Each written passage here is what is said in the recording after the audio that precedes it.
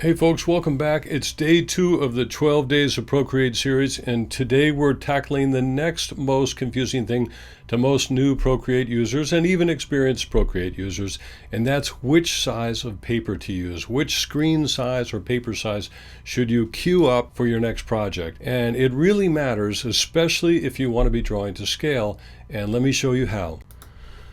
So when most people start a new project in Procreate, they come here to the gallery and up here to the plus button, and they tap it, and now you won't see all these canvas sizes in your screen if you haven't used it a lot, but they'll just tap screen size, and up will come a screen that is literally the proportions and size of your screen. And if we look at the specs on this, we can go into the wrench menu and go to Canvas tab, and to canvas information, and you'll see that you have an opportunity to name this screen. But if you go down to dimensions, you'll see the pixel width and height of the actual iPad screen and the pixels on that screen, and then you'll see the DPI, 132 DPI, and that translates into a page that is 20 inches wide by 15 inches high. But the problem with that page is that it's going to be at very low resolution, and that resolution isn't good enough for printing or for drawing to scale or for printing out something and then spreading tracing paper over it and tracing over it with analog tools. Now let's look at the specs on one of my typical pages, and we'll go back into the plus, and let's go to 11 by 17 by 300 DPI, and when I tap the Actions menu and the Canvas tab and go to Canvas Information, you can see that sure enough it's 5100 pixels by 3300 pixels, a physical width of 17 by 11, which is actually smaller than the screen size, but it's at 300 DPI. So it's going to give us the opportunity to not only draw to scale, but print this out and actually work with analog tools on top of the prints, so we can, if you're so inclined, we can spread out tracing paper and use pencils and regular analog scales and go back and forth between the two interfaces.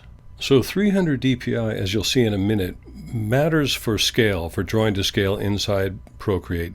That's because DPI controls the print accuracy, and 300 DPI is standard for architectural printing and line clarity and reliable scale.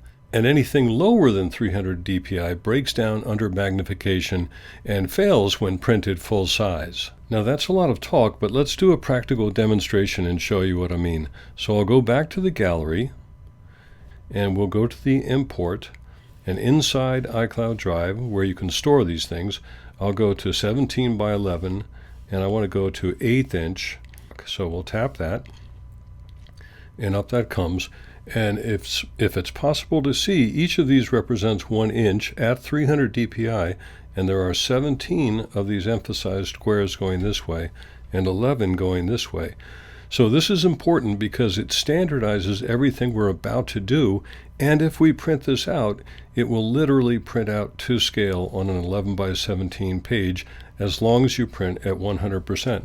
Now let's demonstrate that, and let's bring in a scale ruler as well.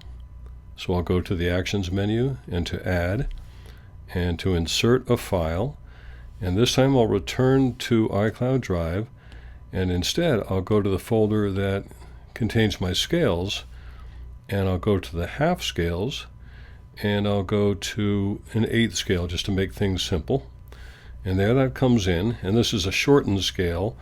It's cut off deliberately so we can quickly do this demonstration. So you can ignore the 1/2 inch equals 1 foot that's on the other side of this scale. But this scale represents 1/8 scale, and if you look closely, you can see that sure enough, the 0 mark lines up on one emphasis, and the 8 and the 16 go to the next. So these are working together as an ecosystem, the gridded templates and the scale rulers, and I'll turn that off, and I'll do a 2-finger flip to get back. And now let's prove that. Let's bring in one of the pre-scaled furniture templates that I like to use and put it on top of this and see how all of that scales out. So I'll go back to the wrench menu, back to Insert a File, and this time I'll go into my iCloud Drive and I'll go to my FF&E templates, which are here. and I'll bring in the standard 8th scale FF&E Imperial, and I'll tap on that, and you can see here's the 17 by 11. Here's the sort of shortened, abbreviated set, but here's the 1711 set that'll contain everything. And up that comes, and I'll turn off the Move and Transform tool so you can see this, but each of these is designed to be quickly selectable, you would say, so that I can grab any of these with a rectangular selection tool. But if we look at this, you can see that these dining room tables, for example, or these kitchen counter items, these kitchen items, are all perfectly to scale at 1/8 of an inch. So there's nothing else necessary to change them. So let's now print this out at 11 by 17, and let's verify that each of these items is actually the size that we say they are. So I'll just quickly move this scale ruler back up to the top of the layer stack. I'll hold down and press until it breaks free and move it up so it'll make it easy to see. And I'll return the whole thing to the right size. And let me export that now as a JPEG. And I'll save that to my files, and I'll choose iCloud Drive, and that will make sure it's there. And here it is down below the title of what we've just done. And I'll hit save. And so now we can switch to the computer, and then we'll print this out at 100% and see what happens. I'll go to the iCloud Drive, and there at the top of the iCloud Drive is that file. So let's open that up first of all. And there it is. And now let's go to print and check this out and see if I'm really making sense and see if what I've said is true. I'll come down here to print. And here's the key. When you print, you want to be sure to pick the right paper size, obviously, and we'll go with tabloid. And not only that, but you want to make sure down here, and this is critical, you want to make sure this is at 100% and not just what they automatically default to because of the margins. So I'll type in here 100, and please forgive the shaky camera. And then I will hit return, and here goes the print. And I'll come over here. Now, as you could see, I don't have the greatest printer, but that just makes the point even more interesting that this really does work. So here's my printed out scale inside that 300 DPI ecosystem.